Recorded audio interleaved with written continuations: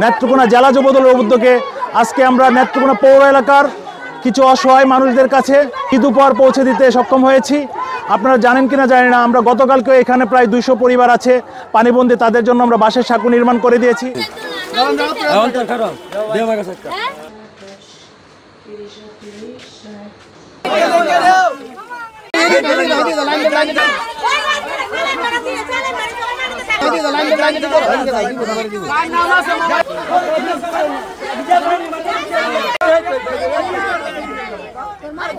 Hey!